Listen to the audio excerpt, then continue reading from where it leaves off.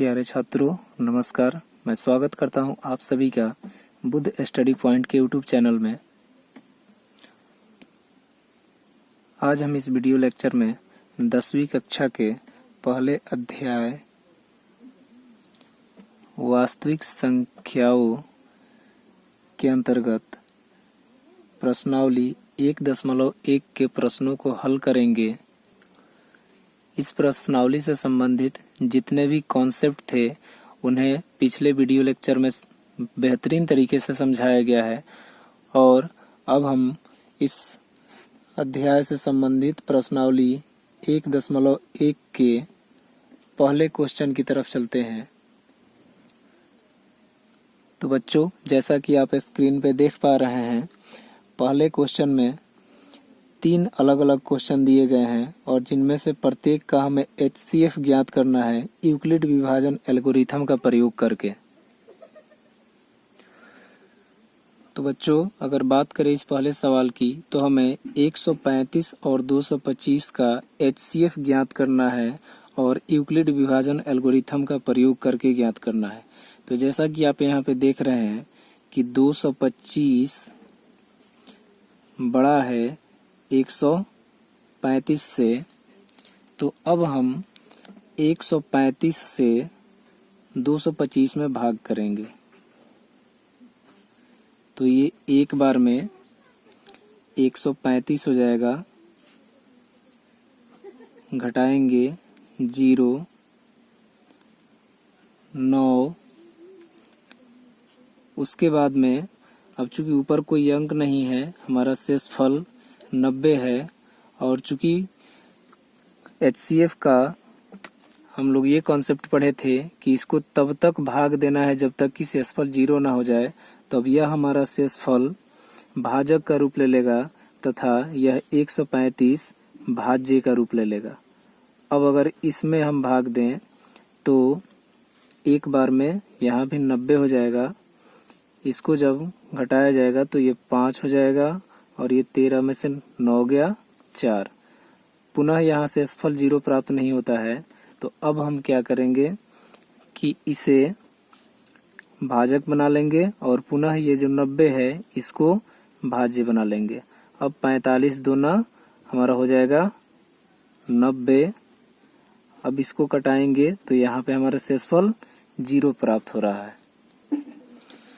तो बच्चों, अब यहाँ पे यूक्लिड विभाजन एल्गोरिथम के कॉन्सेप्ट के आधार पर हम इनको अलग अलग, जो 225, 135 और 90 है, अलग अलग लिखेंगे। तो अगर बात करें यूक्लिड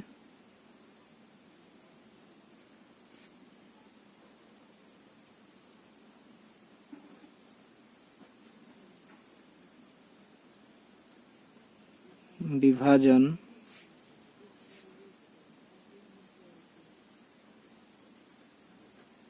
एल्गोरिथम द्वारा, तो हम 225 को क्या लिख सकते हैं? 225 बराबर 135 गुने 1 प्लस शेषफल 90। उसके बाद 135 को लिख सकते हैं 90 गुने 1 और प्लस शेषफल 45। उसके बाद 90 को हम लिख सकते हैं 45 गुने 2 प्लस ये शेषफल 0। तो बच्चों, अब यहाँ पे हम देख रहे हैं कि चूंकि हमारा अंतिम भाजक 45 है और अंतिम शेषफल यहाँ पे हमें 0 प्राप्त होता है, तो इस स्थिति में हमारा जो अंतिम भाजक है 45 वही 135 और 225 का HCF हो जाएगा। तो हम यहाँ पे लिख सकते हैं कि इसलिए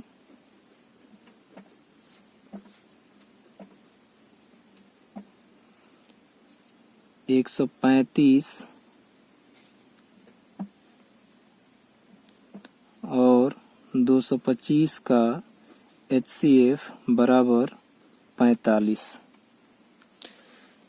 इसके बाद इसके अगले क्वेश्चन को अगर हम देखें तो अगला क्वेश्चन हमारा दे रहा है कि 196 और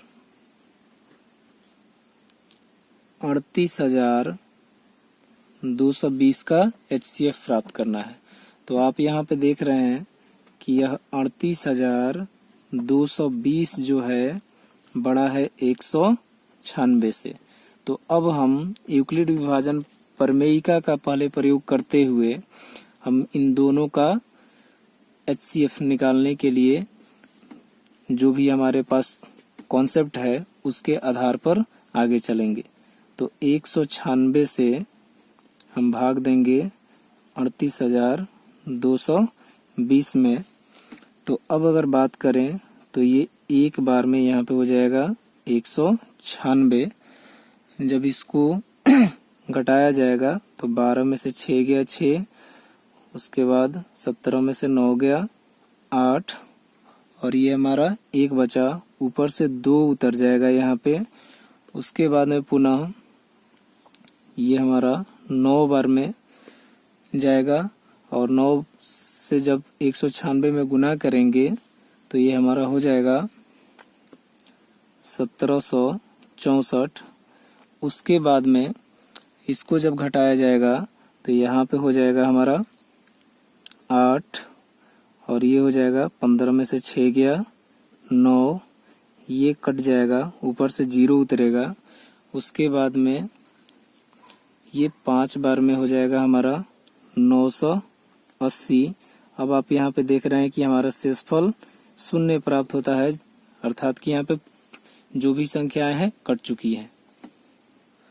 तो बच्चों अब हम लिख सकते हैं कि यूक्लिड विभाजन एल्गोरिथम द्वारा, ये हमने शॉर्टकट में लिख दिया है कि अब 38,220 को हम क्या लिख सकते हैं, 38,220 बराबर इन दोनों का गुणनफल, अर्थात कि 196 गुने 195 और प्लस शेषफल 0। तो अब यहाँ पे देख रहे हैं कि हमारा भाजक जो 196 उसी से यह पूरी संख्या विभाजित हो गई है, और उस शर्त में हमारे पास में 0 शेषफल बचा है। तो अब हम कह सकते हैं कि यह जो भाजक है यही 38,220 और 196 का HCF है। इसलिए 196 और 38,220 का HCF बराबर हो जाएगा 196। बच्चों इसी प्रकार से हम इसके तीसरे क्वेश्चन को भी हल कर सकते हैं। जैसा कि आप देख रहे हैं, चूंकि 2 क्वेश्चन के बारे में अच्छे तरीके से समझा दिए हैं, इसलिए इस क्वेश्चन को हम बोल नहीं रहे हैं, डायरेक्टली आपको दिखा रहे हैं। आपको इसका कॉन्सेप्ट मिल चुका है, तो आप इस कॉन्सेप्ट को बेहतर तरीके से समझ पा रहे होंगे। इस क्वेश्चन का हल हमारा होगा तो आंसर 51 मिलेगा।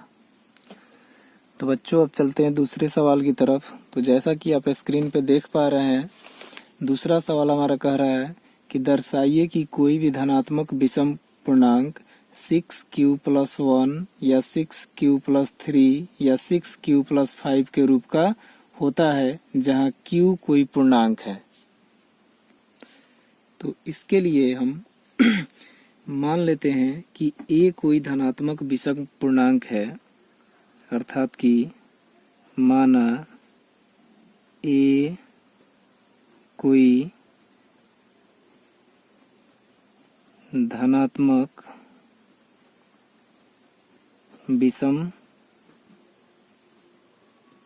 पूर्णांक है तथा b बराबर 6 है, तब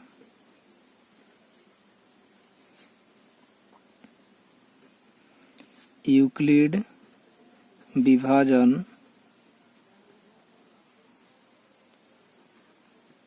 प्रमेयिका द्वारा, तो यूक्लिड विभाजन प्रमेयिका द्वारा हम क्या जानते हैं कि a बराबर बी क्यू प्लस आर होता है।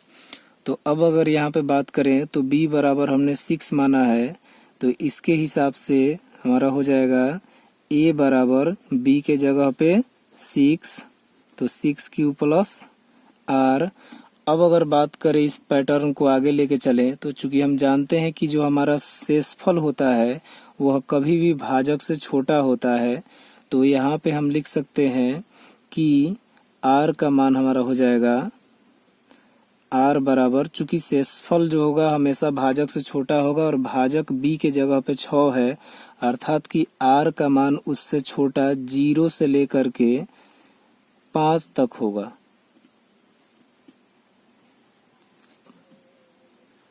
तो बच्चों अब r के ये जो भी मान हम देख रहे हैं इनको अगर इस पैटर्न पे रखा जाए तो जब r का मान 0 होगा तो ये 6q बन जाएगा, r का मान 1 रखेंगे तो ये 6q प्लस r के जगह पे 1 हो जाएगा, तो 6q प्लस 1 हो जाएगा।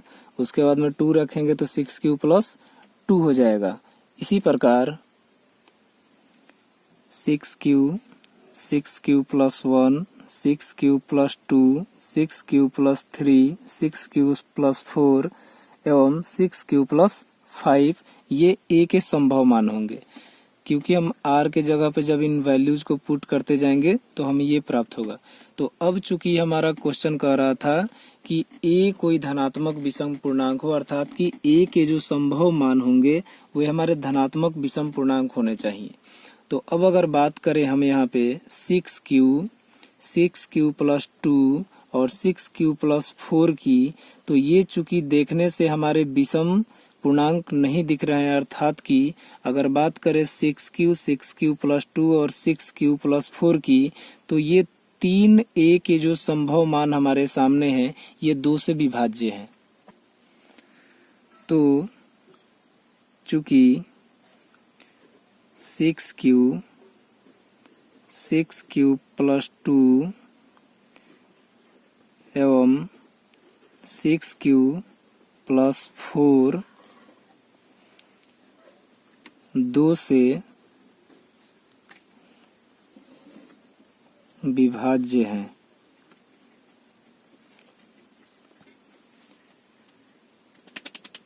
इसलिए ये a के लिए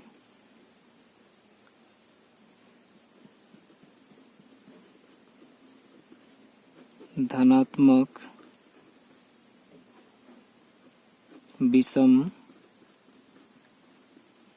पूर्णांक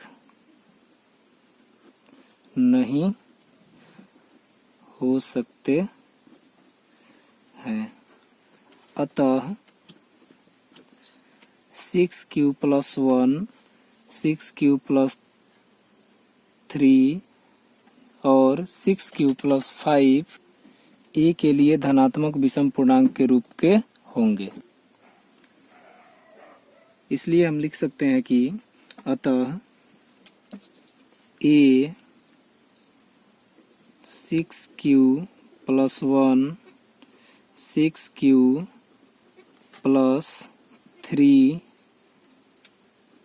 तथा 6q प्लस 5 के रूप का होगा।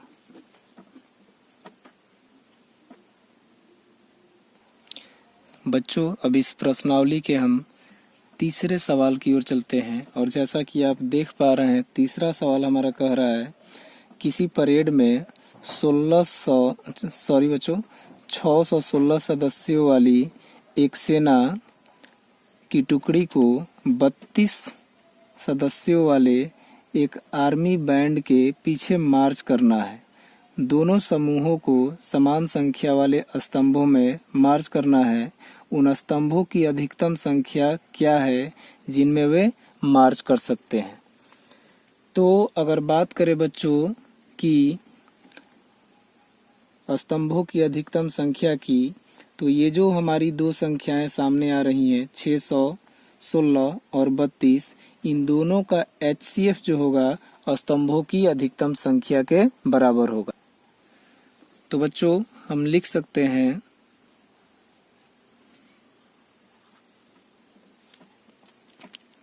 कि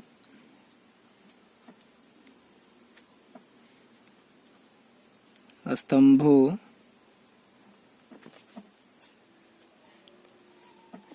की अधिकतम संख्या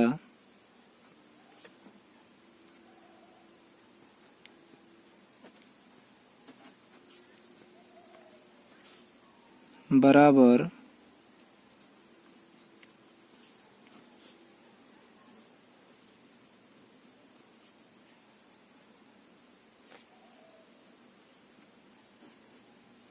छः सौ 16 और 32 का HCF। तो जैसा कि आप देख रहे हैं कि यहाँ पे 616 बड़ा है 32 से।